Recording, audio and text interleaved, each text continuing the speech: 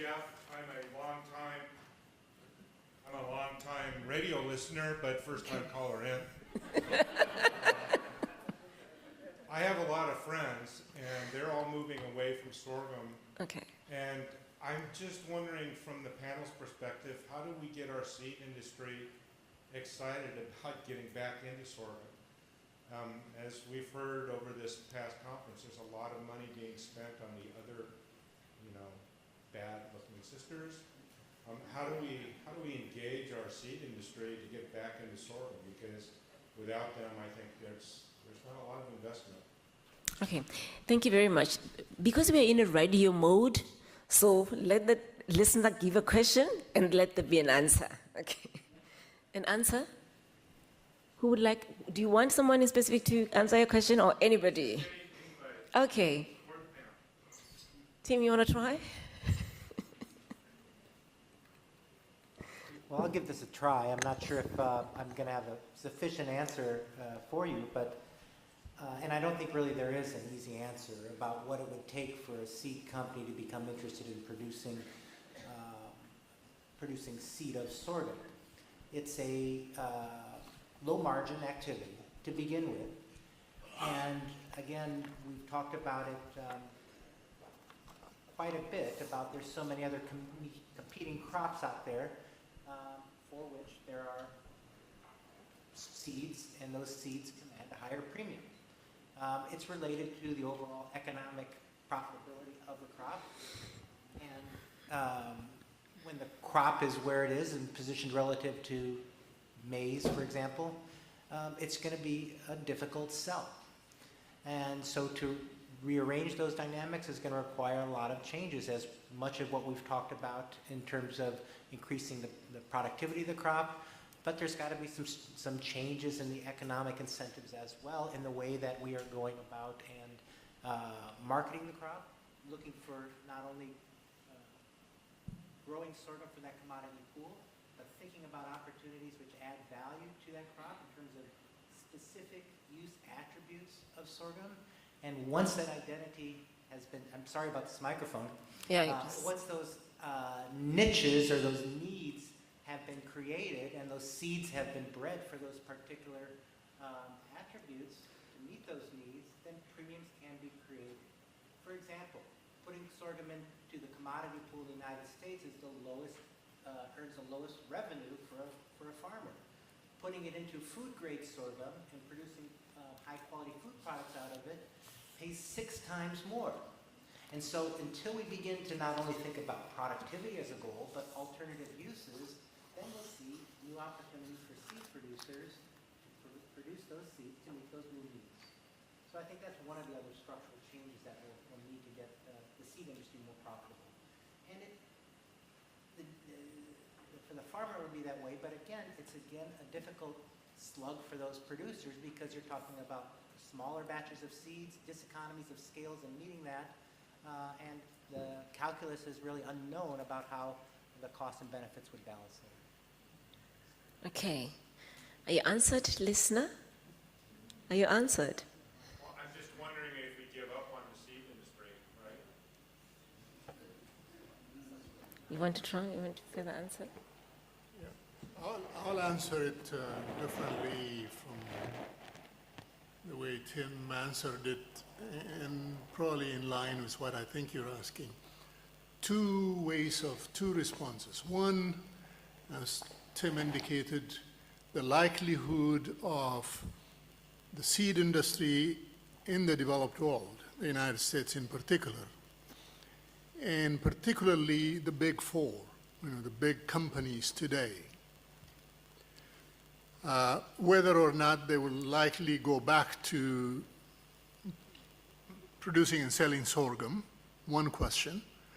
And the other, whether or not, what I thought you were asking, whether or not the seed industry would provide resources to advance sorghum research even at public institutions. And the answer to both of them is no. I don't see that happening. In fact, I'm forever convinced, probably more than anybody else in the world, I say this very clearly. One, because of the profit margin that is involved with technology-less seeds in corn, the profit margins are higher there. And the industry has been in that higher profit margin.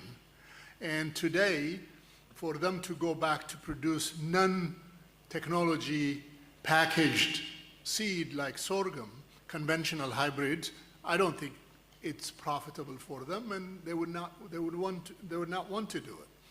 I have been trying to persuade them about considering to do that, at least for developing countries.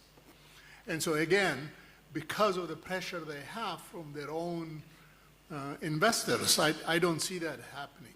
Again, for the same reason, I remember when I was a graduate student and when I was a young faculty member, where many of the American seed companies were family-owned regular businesses, I had multiple grants from Pioneer when they were a family company.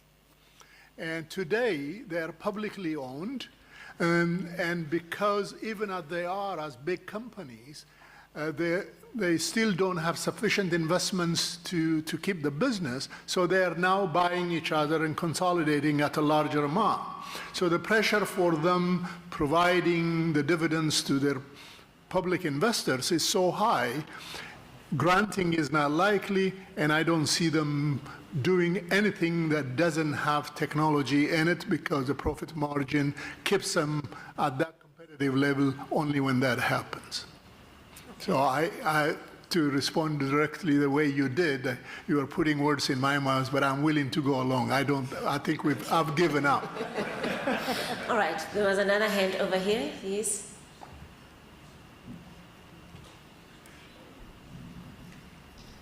Thank you, I'm Ignatius from Nigeria. Dr. Gebisa gave a rich history of travel of sorghum and had a lot of economic impact to most of the countries sorghum travels.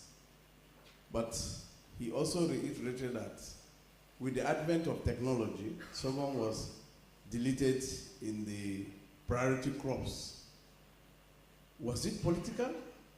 So what can the Africans do?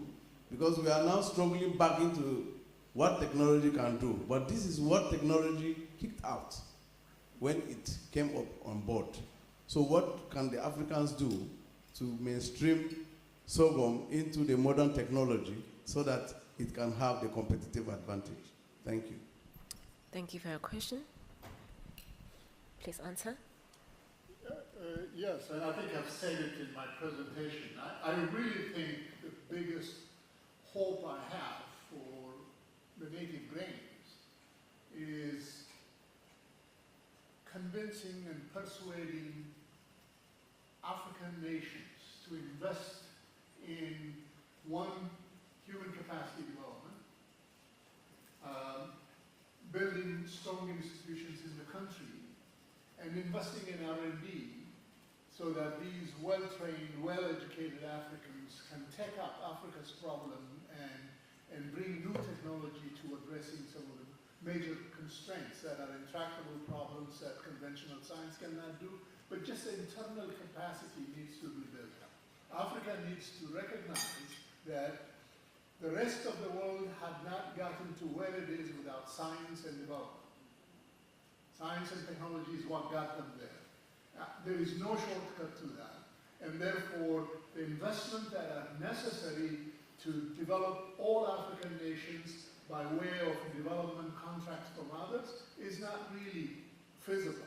And so I think Africa needs to realize that this is its own problems, and the solution is to train the best minds in the continent, to build strong institutions, to believe in the values of science and technology, building the market institutions in the country, having the right kinds of sets of policies.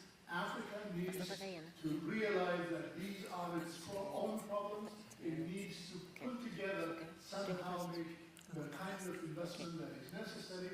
The first of which, in my mind, is Africa needs to have a world-class universities in every one of the countries so that the best African minds are trained in the best, rigorous, excellent universities in the land.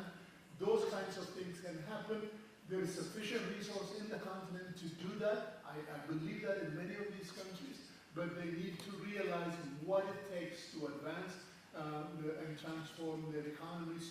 If they are truly believing that agriculture is the lead, but it has to be science-based development, and a lot of that investments need to come from within. When that happens, they're likely that other nations, the United States, Europe, and others may likely to contribute, but they cannot build African nations with resources from outside. That, I think, in terms of our own engagement,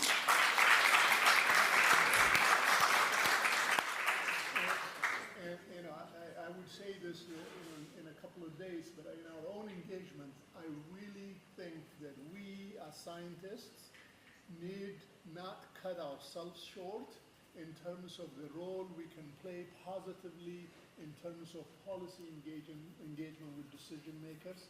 If we get organized in each one of our countries, be the voice of reason, and have a conversation as policy leaders in the way that they understand and the responsibilities each of these nations need to have to build their nations, I think we may be able to contribute that way. I'm getting too old for that, but I think the younger generations will need to believe, unlike our generation, in terms of staying out of politics and policy, and so you really need to engage in having dialogues with the leadership. Okay. Next question. Can we come over this side before? There was a question in front. Yes, Prof?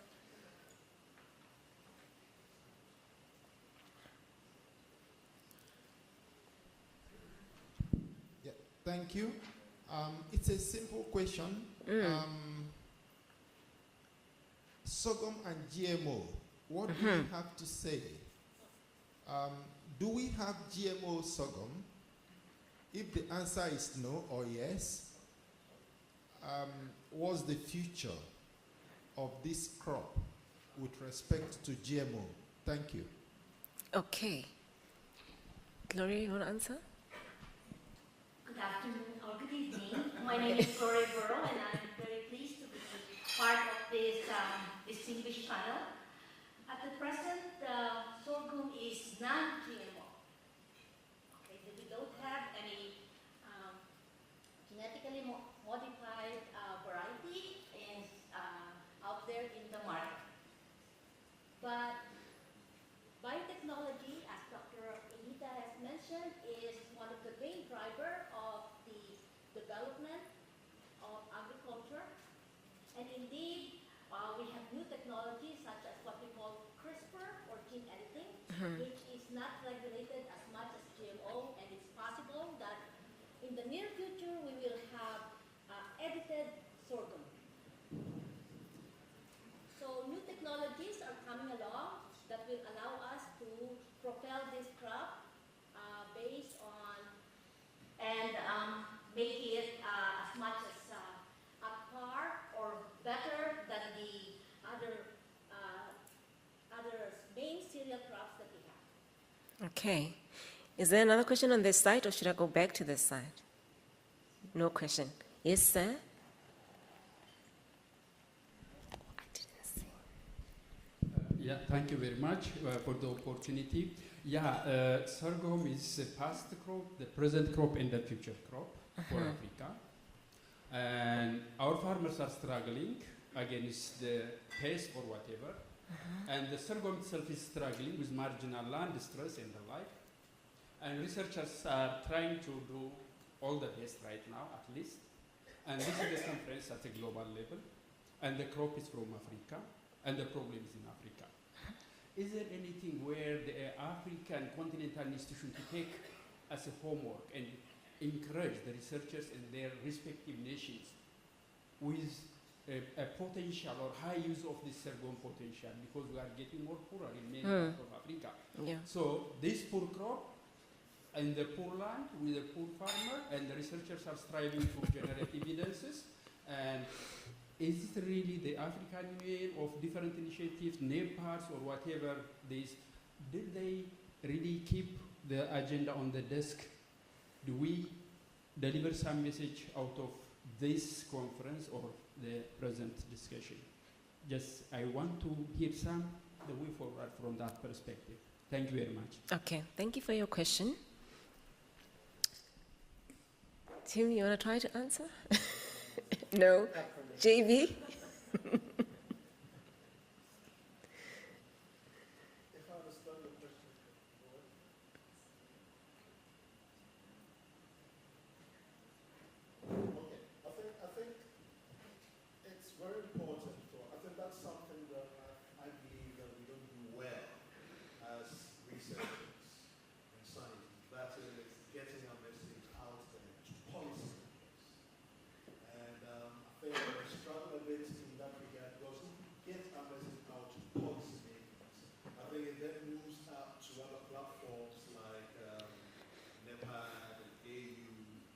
so on and so forth.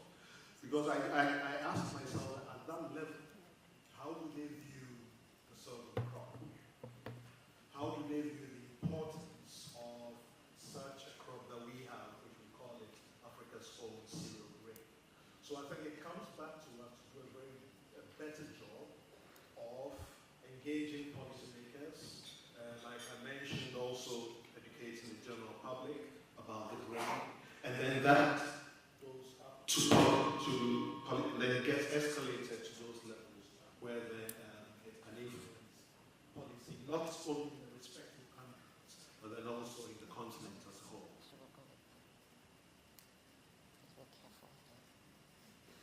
Okay, yes, next question. Hi, I'm Mark Lang. I'd like to suggest that sorghum's a bit like Hillary Clinton. It's called unrealized potential. And I think that sorghum, the great tragedy of sorghum is that it's got potentially up to 18 or maybe more % protein. And yet at the moment, only 2% can be digested by human beings, or by chickens, or by pigs.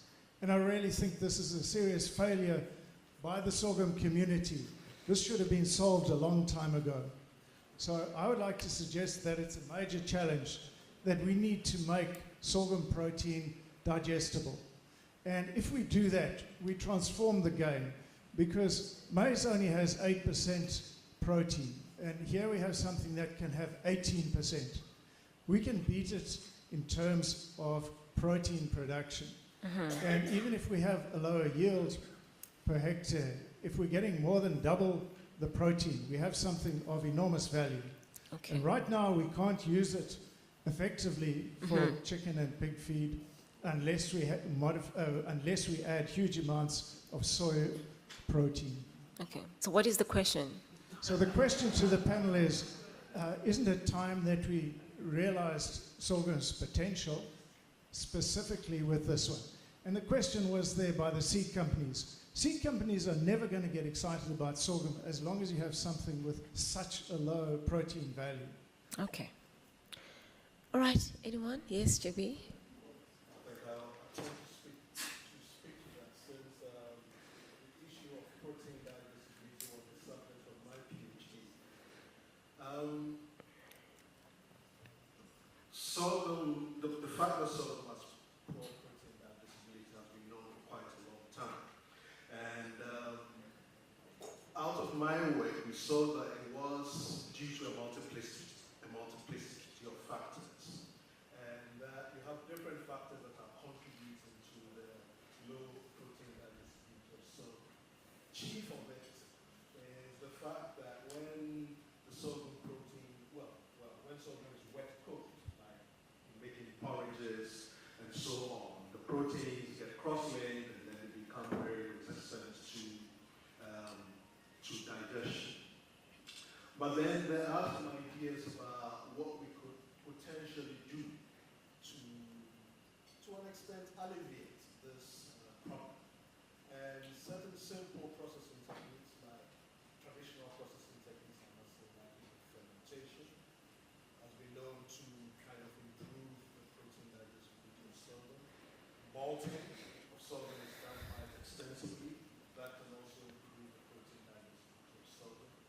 And then also things like, very simple things like the use of composite foods, where we also rely on things like legumes and so on in composite compensates with cereals or with sorghum to try protein quality of the sorghum. So it's an intractable problem. It's quite a difficult problem due to the nature of the proteins themselves, what I tend to refer to as intrinsic factors in the grain, the nature of the protein themselves, which contribute to this lower protein diversity.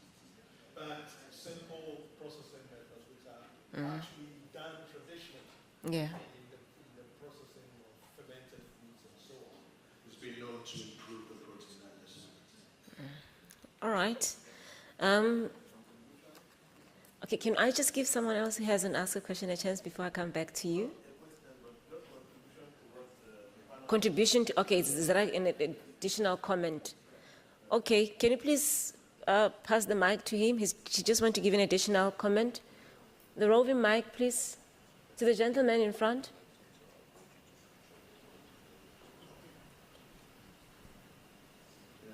There. Well, the issue of protein digestibility as a disadvantage may not be the proper issue, but because even the maize, they have to combine it with either animal or crop protein in combination. So, as for sorghum, since it has all these health properties, the issue of just sorghum alone to solve all the protein solution in the continent may not be the only possibility, because it's not just the grain that people consume. At least there are other components of protein that will be supplemented. So, but then the need is that, just like the other panelists have said, that the Africans have to take this crop into their hands and make sure it gives them the right value for the right people. Okay.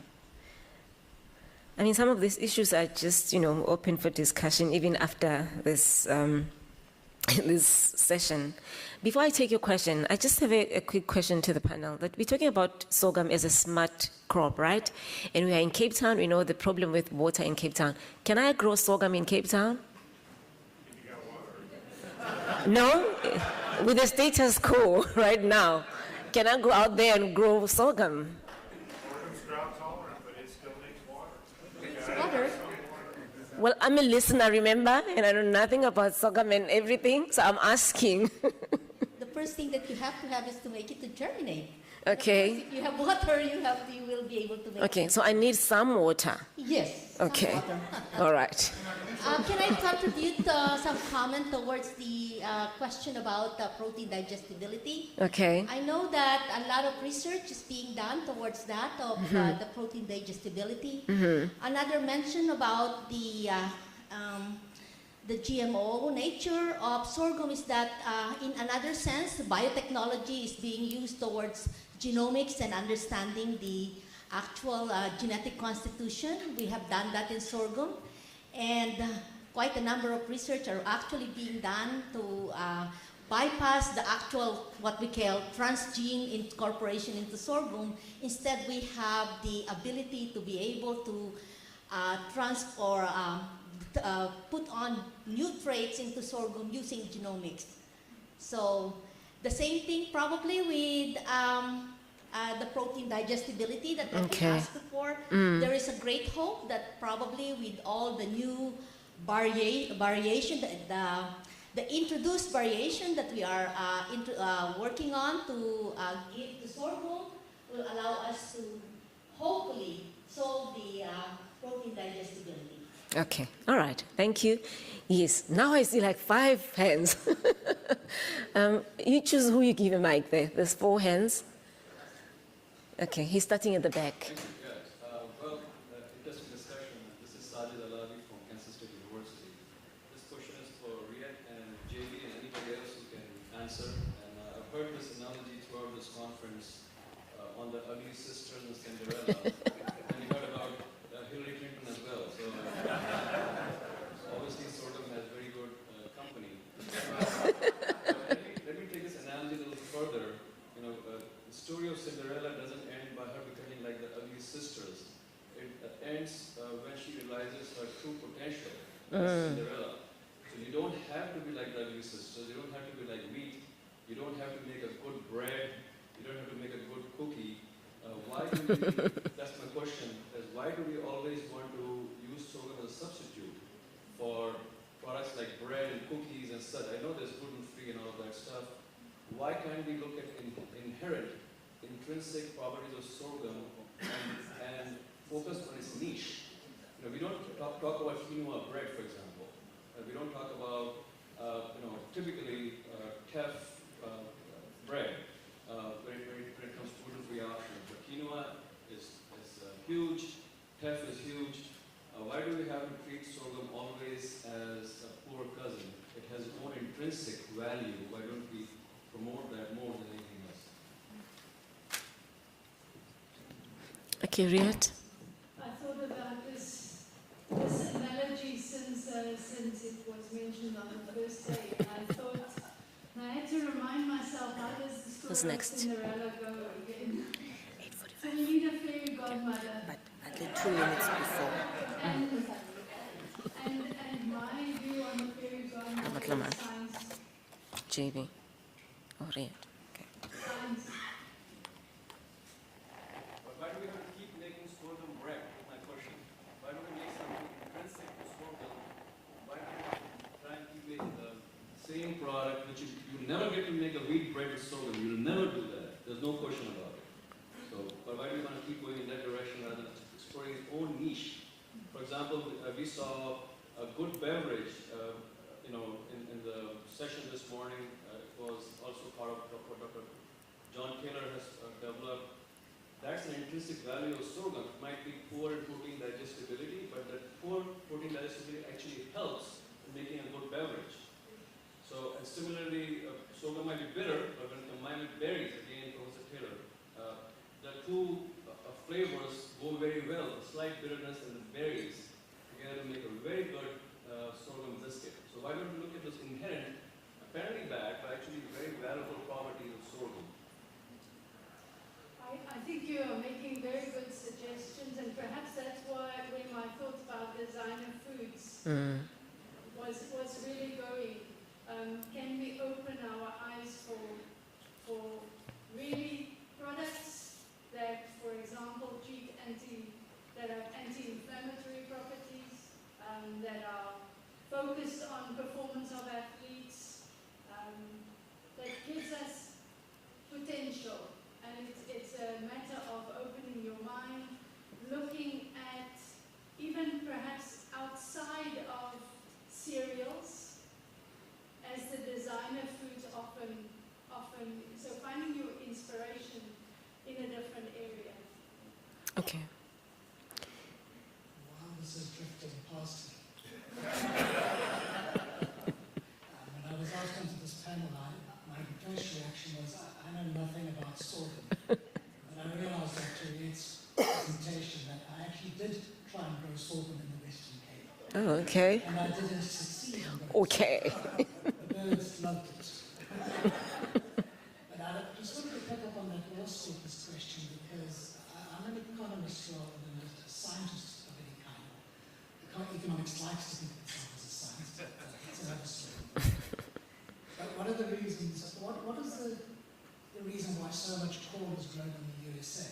Is it because Americans like polenta such a lot, or they eat it up? No, it's not, is it?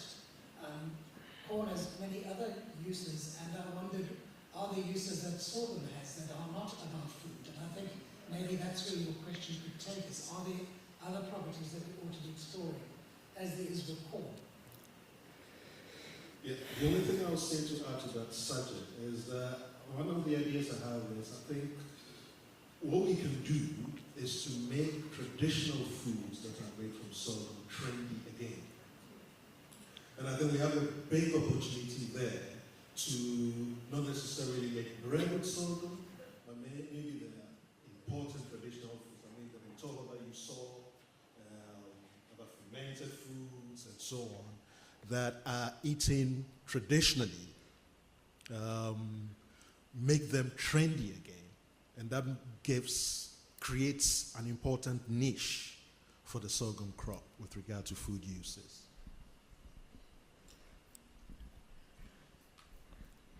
As a consumer of sorghum products, I'm coming in from that direction.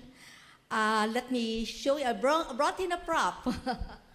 The National Sorghum Growers, one of the issues is called sorghum cells. And one of this is sorghum pilaf. It's in the cover. And basically, I myself have prepared this, and it's just as equal as anybody as the quinoa that you have mentioned. So that's one thing. The other thing that you've mentioned about sorghum being the Cinderella, I myself is not so fond of that analogy.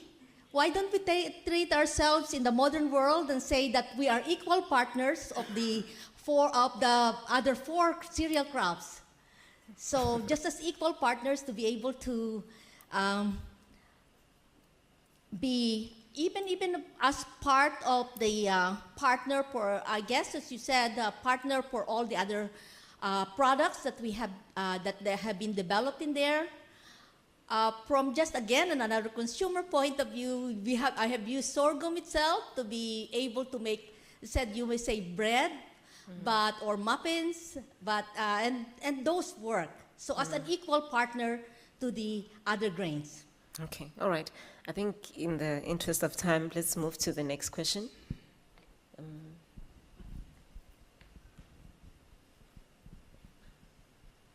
Okay. So there's 3 hands there before we come to you. Okay. Okay. I'm Louis Ezog. Now I have a few things to say here. First of all, I think I agree very much. Select one. Yes. Yes. First of all, I agree very much with Dr. Alavi. Okay. And I'll give you an instance. Today, for example, beer, we brew lager beer from sorghum in Nigeria, and it has been discovered that Nigerian populations in other countries that they prefer to drink beer made from sorghum. So you discover that Nigerian brewers have had to export beer from Nigeria to those places because the beer made from sorghum has a very distinct taste, which you prefer. Okay. Which they prefer. Yes. So that tells you that there is something there. Now, then, on the other hand, I keep asking this question. Now, when you look at the big four, you look at wheat, barley, and so. It's quite, for example, that there has been several. They become what they are today because of several hundreds of years of research. Yes. That's how they became one of selection and that kind of thing, breeding and selection. And today, for example, we have the advantage of genetic modification. Now, why not apply genetic modification to that? Biotechnology. Okay. All right. Now, I have no problem with that at all. And that is one way, that is one very good way to go right now. So, and for some strangers in Africa here, we keep deceiving ourselves. Just 1 minute. Okay. We keep deceiving ourselves that is one way, one direction we should not go. I disagree completely. That's the tool we have that gives us an advantage to leapfrog several thousand years of breeding and get to where barley and wheat and the rest are. Okay. So why do we keep telling ourselves, no, don't go that way? I don't understand. All right. Yes. I'd like to just offer, I'd like to just offer an analogy and build upon what was said earlier. I remember a time when we were all complaining about Africa's never going to be connected. We'll never be able to call anybody because we'll never ever have the telephone lines.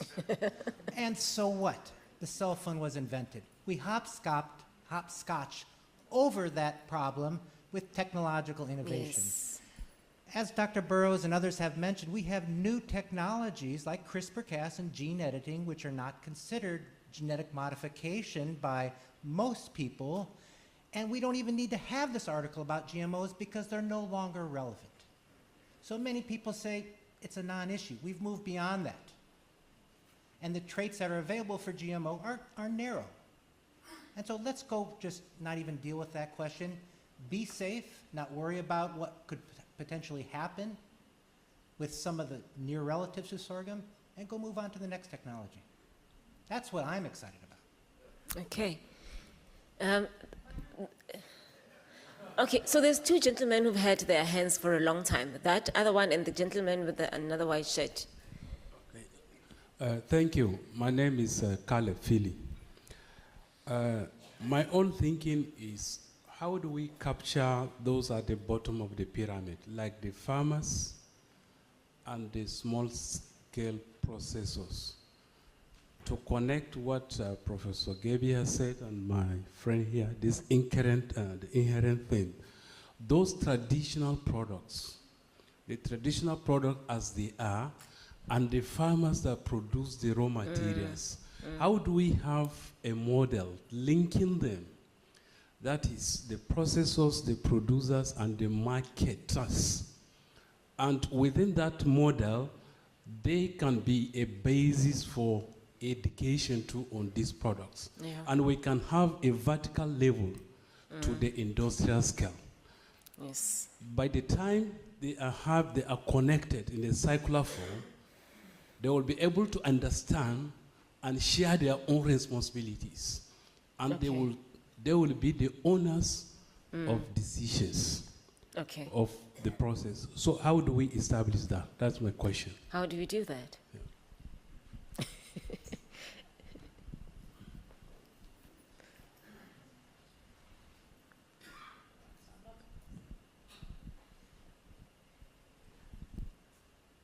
That's a complex question to answer, but we're at a very interesting juncture in Africa at the moment, and that potentially presents opportunities for groups like this, as well as when we interact with those making decisions.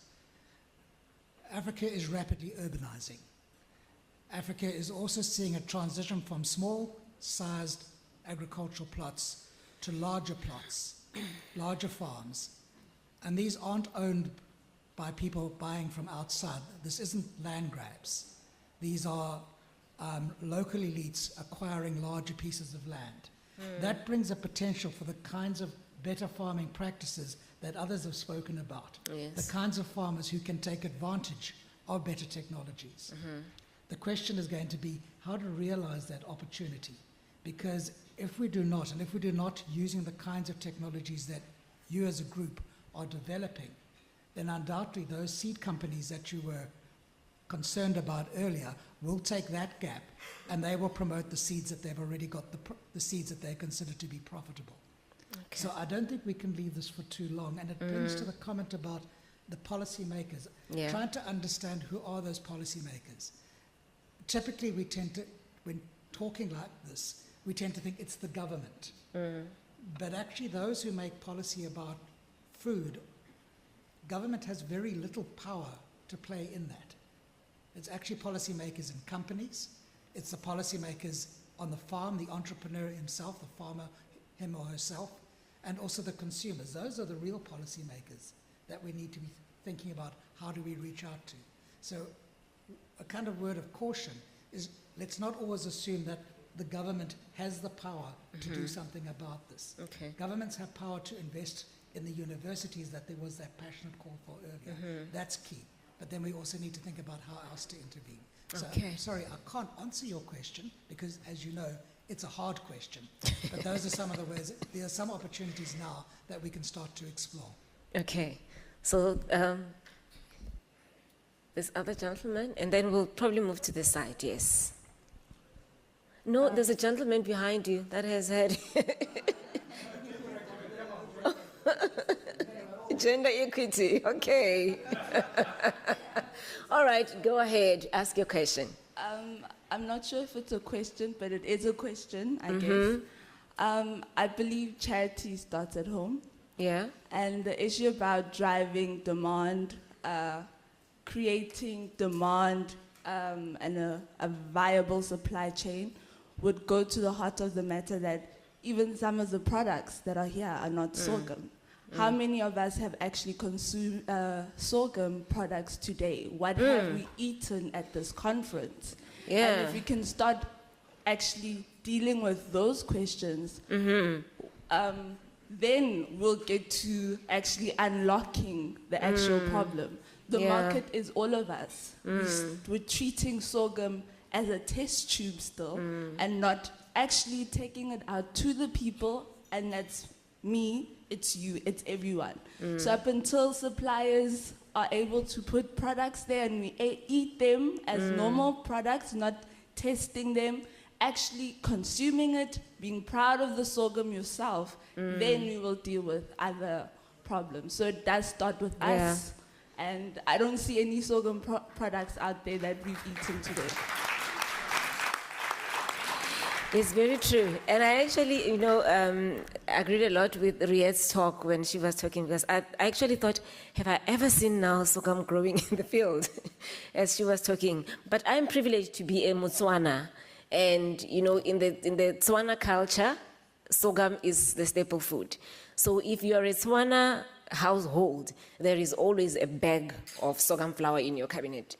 Either way. So you either eat it as a fermented product called ting, which you ferment and you cook it as sorghum porridge, or you eat it, and it's a treat.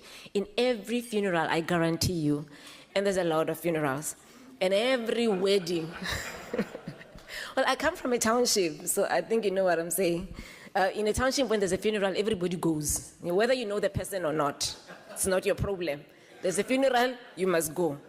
Okay, so in every funeral and in every wedding, there is always a fermented sorghum pap, and it's called ting, T-I-N-G. But because some of us, I do because, I'm working in the field, but a lot of households don't even have the starter to do it. And I was sharing with some of my colleagues during the day that me and my mom, my mom is now known as the person with the, one of the best starter cultures around, thanks to moi.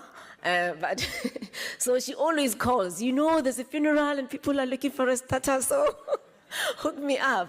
So, but a lot of people, and then you go to the funerals and there is queue for different foods, and you'll realize that the ting is going more than anything else, because a lot of people don't know how to do it at home. A lot of people are trying to do it artificially with the addition of vinegar and all, and it doesn't taste as good as a traditional food.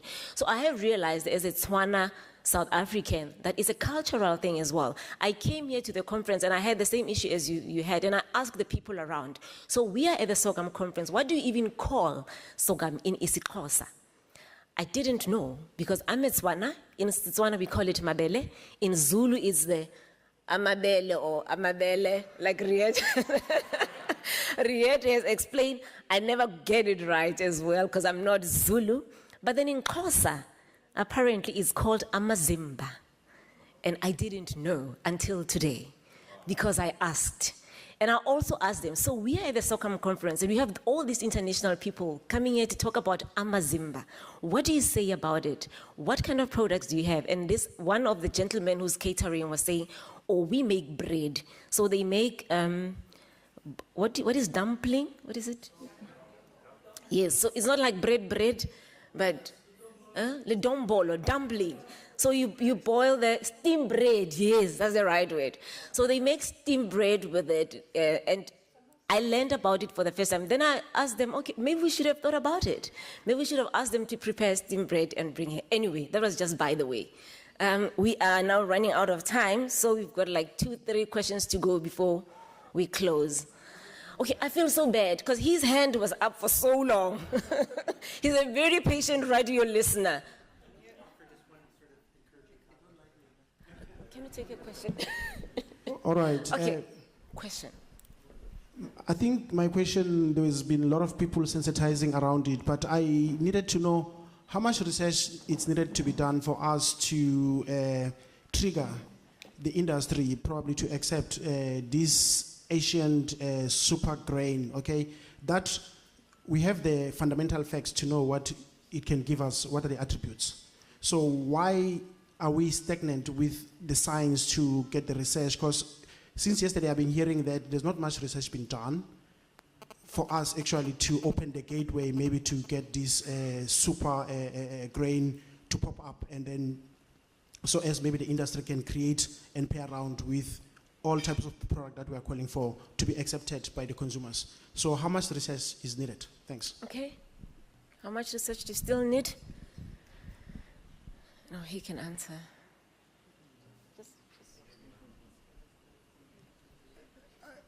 I'm not, from my perspective, I don't think we need to develop a new set of technologies to give sorghum and millets a chance to develop into a big agro-industry movement in Africa.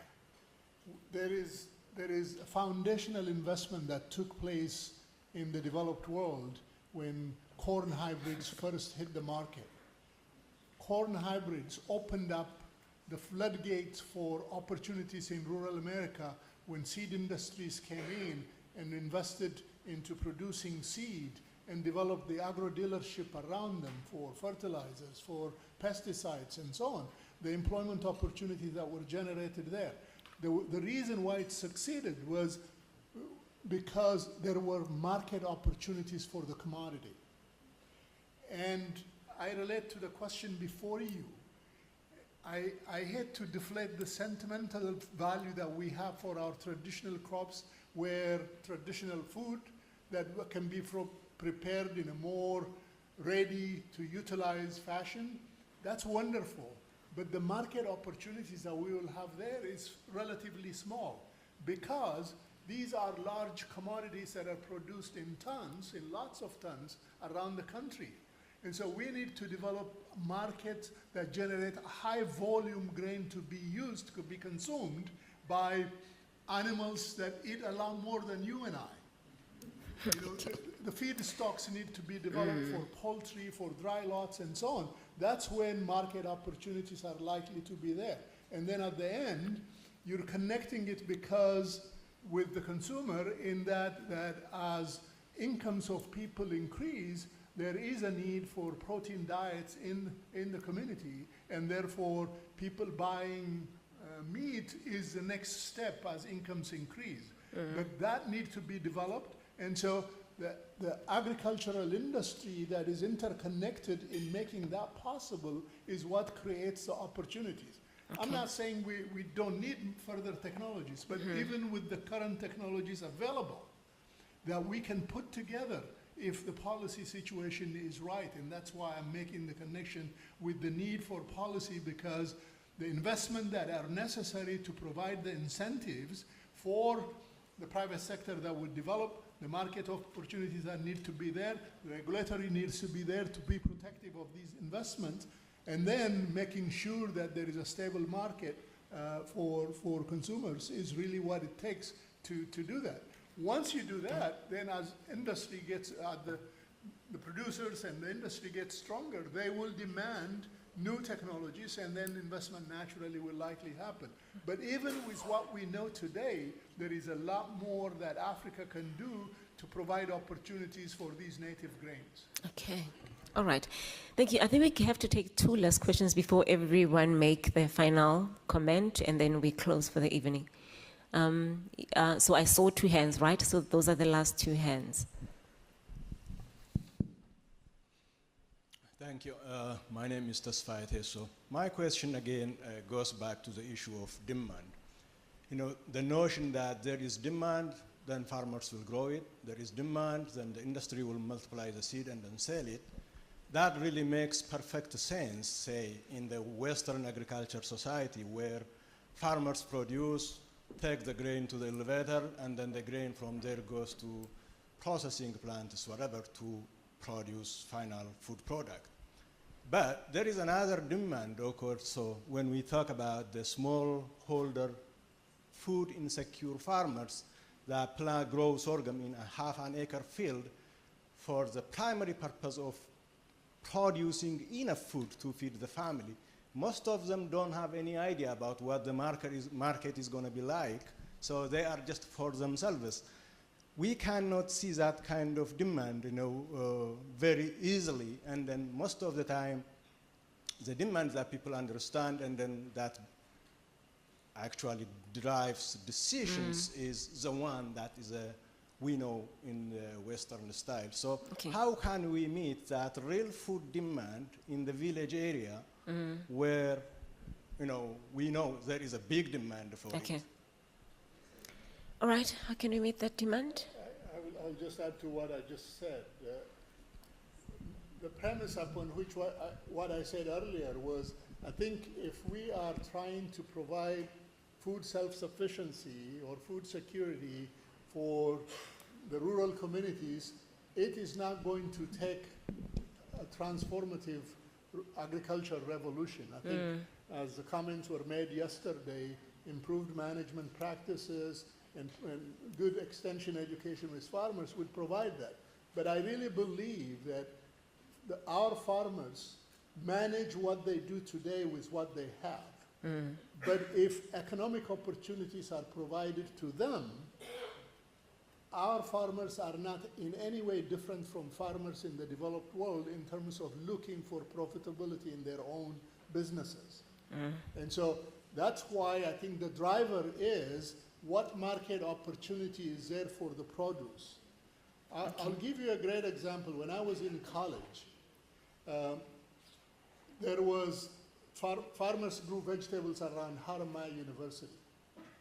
Students in the department, in the ag economics department, created a small cooperative and then made arrangements for the farmers to have a stable market feeding the French army garrison in Djibouti. And so that simple market demand that is assured made sure that every morning there is a shipment of vegetables from Haramain University, from farmers in that community, every day supplying the Djibouti, the French army garrison there. For multiple years when that was going on, there was no slack. There was a negotiated market that was going there because there was a stable, assured market that was going. It's the same small farmers that are struggling today and producing in a regular way, which they're not doing today, but they were doing it when those market opportunities were there. Farmers respond to market regardless of whether they are poor or small, I think. All right. Now the hands have increased in number. The last hand, yes. So I was really excited the last couple of days to see all the orange shirts, and today to see the students doing their presentations in the 3-minute pieces, I guess. And so the question that I have is this, that sometimes we talk about brain drain and maybe students or students or intelligent folks moving from one area to another. What can sorghum, as this ancient grain on the African continent, do to support these really bright students? I don't know how many of you had a chance to see the competition today. What can we do to support those students as they become professionals in terms of developing careers in this crop so that we all benefit from the really great scientific minds that are present that are at least represented here at this meeting? Okay. I think that's a very good question that we can close with. So you answer the question and you give your last sort of comment. I'm not going to go back again. So we'll start on that side. So try to answer the question and then you also give your closing remark. Yes, the students are the future. And from my own perspective, I'm happy that I've been able to work with quite a lot of students from other parts of Africa at the master's and PhD level. And some of them have gone on to be, to occupy important positions in their countries, in their different institutions, and so on. And I mean, from graduating and leaving, we keep in contact, and any kind of support that we're able to give, we try and give. I think it's important to invest in student education because sometimes we struggle to get scholarships. So scholarships are important, an important mechanism by which we can offer training to a lot of these students, especially from African countries. So there's a very big need for that. And in my own department, we have a very huge complement of students from other African countries studying at the master's and PhD level. So from that perspective, we try and do our bit, and then we try and offer them support afterwards as well, if we may be involved in collaborative projects and various other mechanisms by which we sustain that interest in research into the crop, Okay. and into African issues. Did I include your closing remark? Oh, my closing remarks? Yes. Oh, yeah, the planners come together. It's quite exciting to have this engagement here. I'm really very, very pleased with how it has gone.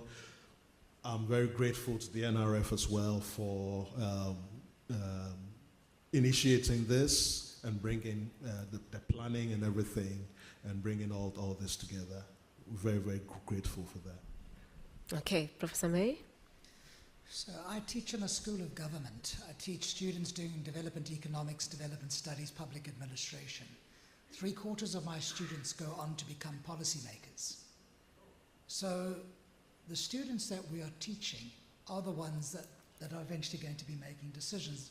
I would suspect that the students that you teach as plant scientists and other kinds of scientists here, some large share of them will wind up in the private sector, and they are also going to be policymakers making decisions. So I think one of the things we can do is make sure that we're providing the kind of education which allows people to make, I think, smart, informed decisions that can support the sector. All right. Closing remark? Closing remark. So the South Africans, I think, might know why why I raise this. There's a book by Njubula Ndebele. It's called The Cry of Winnie Mandela. I suggest you read that. And around page 50, I think, they talk about the importance of sorghum in Africa. Oh, nice. Okay. Never read it. I have the opportunity to, from the United States, I have the opportunity to work with the Sorghum Improvement Center to write a grant through the National Institute of Food and Agriculture. The actual program is the AFRI, or the Agricultural Food and Research Initiative, to be able to help support the conference. We were able to bring in 6 graduate students and at least 4 graduate students and 2 professionals to be able to come here and expand their training. So the other important aspect of that is we had mentors from the different universities in the US to be able to actually partner with all these graduate students and even the professionals, the starting professionals. So I would say that mentorship is an important aspect. Each one of us has a capability to be able to do that. Okay. And such mentorship will probably be able to expand and improve the networking capacity of the students here. Okay. In a closing remark? Closing word. I just want to reiterate my personal feeling that sorghum is an equal partner to the major cereal crops of the world. The crop is actually, for me, an ultimate security crop. Okay. Because in the face of climate change, we can either clearly see the resilience of this crop. All right. Okay. Tim? There's been some wonderful points that have been discussed today and tonight, and they range from the call for investment in education, call for investment in infrastructure in order to create those scientific advancements, call for policy reform, call for education and outreach, marketing efforts to develop demand for these products, call for new usages of it that we don't see in Africa but we see elsewhere. The thing that I would like to add to it, and the thing that I believe which will help students the most, is persistence. Persistence in all these efforts. It's very easy to come here and say these things over the next 4 days and then follow up in a few weeks, but this is a long-run game. Okay. And so even as those students move into their professional careers, that persistence will pay off. All right. Okay. So that's what I'd like to add for the students. And for my final comments, I'm so very optimistic about this, despite the discussion that goes on. And perhaps it's just because I'm an economist or because I'm a farmer at heart. I know that the rains are going to be better next year. I know the prices are going to be better. or even tomorrow, or yeah, it's possible. Yes, maybe the day after I leave. Please, because I enjoy the sunshine. But I'm an optimist in this, and I still think that everything that we've discussed in detail and in micro detail in many cases is just the heart and the essence of the crop, and it will persist. Okay. I think my response to Tim's question is, I think in the African leadership, in the society at large, I think in fact, a lot more respect for science and scientific institutions is very important. I think the rigors that are required in the educational programs so that the graduates that are coming out have the necessary skills that allows them to be employed. And then the government also to believe that trained people are incredible resources for a country. And I don't see a lot of respect for those. When a person leaves, you know, a dime a dozen, somebody else would take their job. That's the kind of mindset that exists. And so, but you never get the investment in time that you put in those people back. And so providing merit-based compensations, incentives to make sure that professionals are monitored and evaluated on the basis of your performance and not necessarily on the number of years they stayed in their institutions to get their compensations. These kinds of civil servant programs and human resource programs that work in other places can also work here. Yes. I think in terms of my own comment that's associated with that I had the fortune of working with young Africans over the last 2-3 summers that come from Africa to the United States, the Mandela Youth Institute program. And I was really, really impressed on the energy and dynamism that I see in this generation of Africans today. And I think for the first time in my adult life, I really believe this generation is very different from the generations before. And I believe this is a generation for the first time that is unencumbered with all the burdens of social burdens in the continent. You know, in the past, you know, in the generations before me or my generation and even after that, even if those people have not been burdened by colonialism and issues like that, their parents were, and a lot of that stayed with them.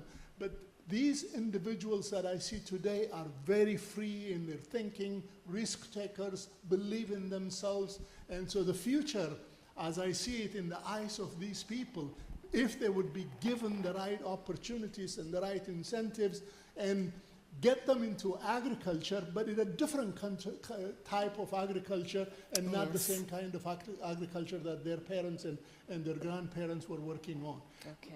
African countries can invest in these people, provide opportunities, and I think they could revolutionize and dramatically transform African agriculture, hopefully once and for all. Okay. All right, you can pass. Riette, you have an opportunity to make a final comment. You were outside, so just a final comment. Final comment. Over the last 2 years, I had the opportunity to step out of my comfort box. So I was forced to not only work with scientists, not only work with colleagues, but to work with people that think differently to the way I do, business people. And this has stimulated me a lot in terms of thinking about the world, thinking about my research in a different way. So I want to encourage people to not only collaborate with scientists, but also to collaborate with almost consumers and people in different disciplines. In my case, it was being forced to think like a business person. And I want to link up with what Professor Gebisa said, listen to the youth. Okay. I learned so much from students. A few years ago, I was involved in a mentorship program, and I was supposed to be the mentor, and the student was the mentee. I think I learned more from my student from Rwanda than she did from me. Okay. All right, can we please give a beautiful round of applause for our panelists? I think you will agree with me that it was a very informative and very invigorating session. And thank you very much for being such a beautiful radio audience and for keeping the questions coming, because at some point I thought we wouldn't have enough to take us through the session, but you did very well, and I think you deserve a very nice round of applause. I would like to call Dr. Khati to give his closing remarks, and then give a comment. Oh, okay. I thought the comment session was closed. Okay, because he's a youth and he's from the NRF, right? So I'll give him a chance. Is he from the NRF? Okay. From a customer perspective, I think there should be a more research based on Sorghum, and then firstly emphasize on Sorghum and create a need for customers and find a way to create a trend for investors to invest, and influence investors to invest in this Sorghum so that the customers can know and have the way to get where the Sorghum can be found. What do you call it in your African language? It's mabele. Mabele, okay, Yeah. all right. Not amabele. Anyway, let's welcome Dr. Khati. Okay, as promised, I'm back, and I'm back for one simple yet very important reason, to thank you. I think first and foremost, on behalf of the NRF, we will want to thank the Sorghum in the 21st century organizers for kindly allowing the NRF Lecture for Society on Sorghum to be part of this auspicious occasion. We thank our partner department, the Department of Science and Technology, the University of Pretoria, the collaborative research on sorghum and millet, our radio partner, SAFM, although today they decided to stay outside. But nonetheless, we thank them, and we are well aware that at least 2 of our panelists were interviewed. We thank you, our studio audience, for asking many but relevant and thought-provoking questions. And of course, we thank our panelists for providing very poignant and insightful comments. Gebisi, Tim, Gloria, Rita, Julian, and Gyebi, thank you so much. Who else did I miss? Okay, I thank the cameraman, the facilitator. I'm coming to her, you know. She was the first, so she'll be the last to exit. Yeah, we thank our cameramen and women, our waitrons, our chefs behind the scenes. We enjoyed the food, the oriental stir fries, the salmons, the karoo chops. But like some of the audiences, we were also disappointed that you did not serve us any of the sorghum products, let alone like umkumbutinyana nje, yabona, or amabele, and who else did I miss? The program director. You did very well in keeping the time, but without cutting people short. You know, people have come here in numbers, and then you've allowed them, you know, to overindulge, and we thank you for that wonderful job. And yeah, I thank each and every one of you guys. I always say, those who have listened to me do a vote of thanks. I always say there are 2 things that the NRF cannot do for you. First is to thank you enough. We cannot thank you enough. We bask under your glory. And number 2, we cannot give you enough money, because we simply don't have enough money. But notwithstanding, we have some token of appreciation present. And then I'll hand, starting Now, where are the camera people? These are very important moments that needs to be captured. Thank you.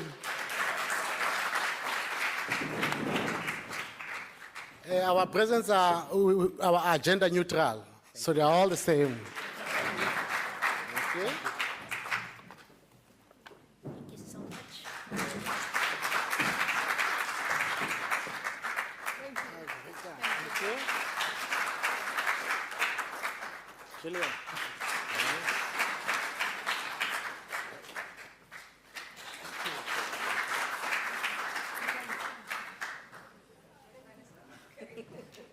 You get one as well, yep.